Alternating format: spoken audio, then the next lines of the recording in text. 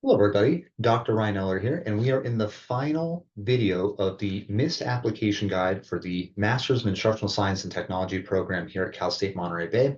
And the final step is uploading your program materials to Cal State Apply itself, and you do this in the final quadrant, well notated as program materials. So we go ahead and we click on this, and what you will see if you have multiple programs selected, you will see them listed here. Now I have one that's showing kind of my fall application and another one showing my spring application. So I'm just going to go to the spring application. It doesn't really matter. It's identical for me, but if you are looking at different programs and have different applications started, you may see those listed there. Now, when you hit this, you'll land on kind of a landing page here, giving you an overview of kind of what is required. Our documents include an updated professional resume. Once again, this was kind of notated in the last video. If you don't have much professional experience, a very limited resume is just fine.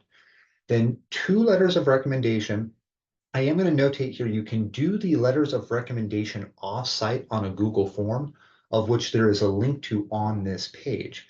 Then you will upload unofficial copies of your transcripts. In our case, really just the transcripts from where you completed your bachelor's degree is probably most suitable.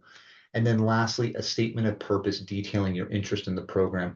This is typically about 1,000 to 2,000 words, and you're really looking at kind of how you see the MIS degree benefiting you in your professional career, both your short and long-term future, those types of items, and certainly you could talk about experiences that you can bring into the program that can help benefit you as well. So really, it's however you see yourself kind of utilizing the degree and working your way through the degree program, portraying that information to us in a narrative form is very helpful for us in terms of understanding if this is really the right program for you.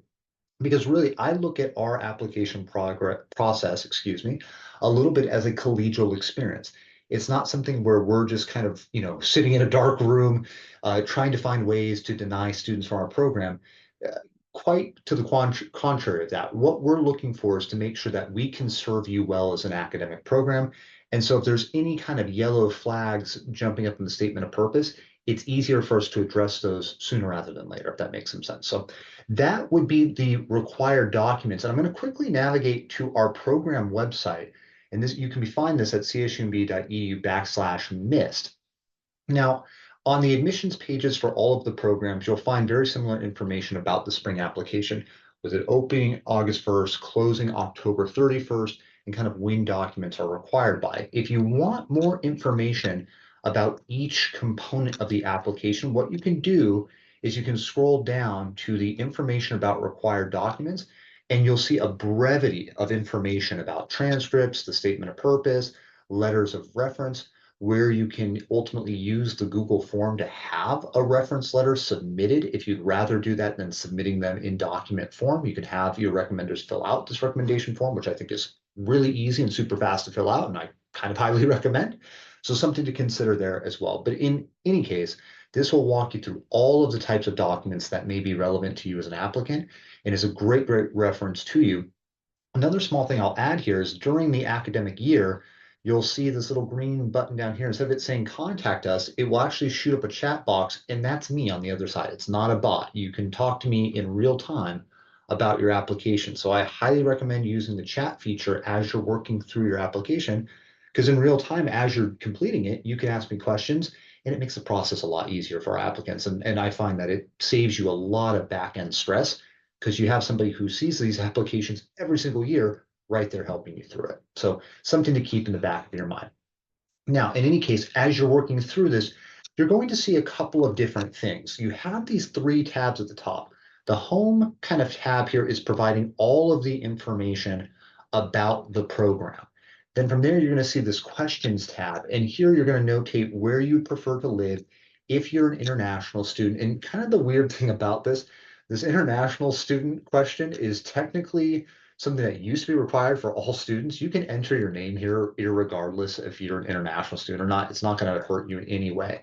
And then lastly, we just have this really small 100-character text box where you can just let me know how you heard about the program. It helps me as somebody who works directly with students on their applications to better target outreach to potential students in our program. So it's a little, I will admit, it's a little selfish thing for me to make my job just a touch easier.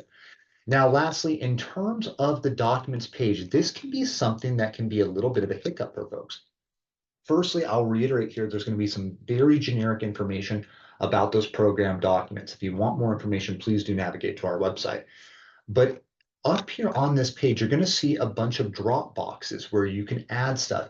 And they do have names such as personal statement or CV resume, so on and so forth.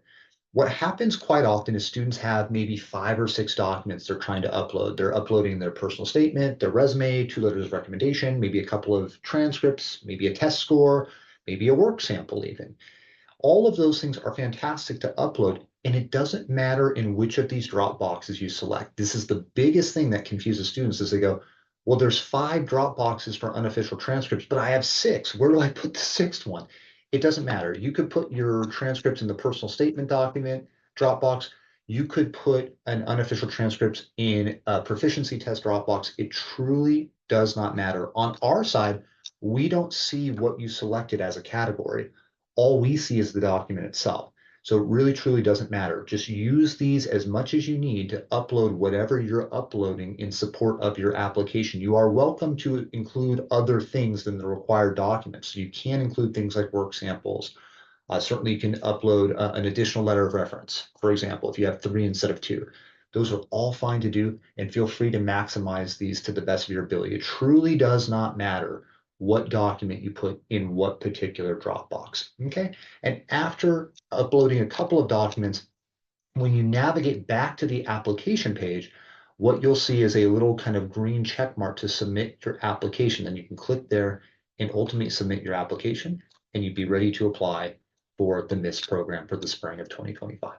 So once again, if you have any questions about the application process, and regardless of where you're at in that application, really truly do not feel like you're bothering us by reaching out. And you can contact me at mist@chumb.edu, by phone at 831-582-4790, or by using that chat feature on our website. Any of the 3 will work just fine for me, whatever's easiest for you.